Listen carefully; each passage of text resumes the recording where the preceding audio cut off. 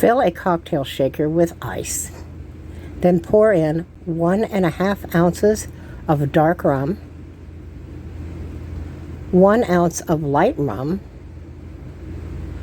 1 ounce of fresh lime juice, 1 ounce of fresh pineapple juice, and 1 ounce of fresh tangerine juice. Shake until blended. Pour into a highball glass. Then top off with 1/2 ounce of 151 rum. Garnish with a lime slice, a pineapple wedge, and a maraschino cherry.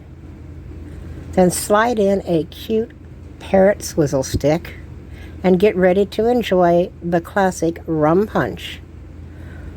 Brought to you by MartiniDiva.com.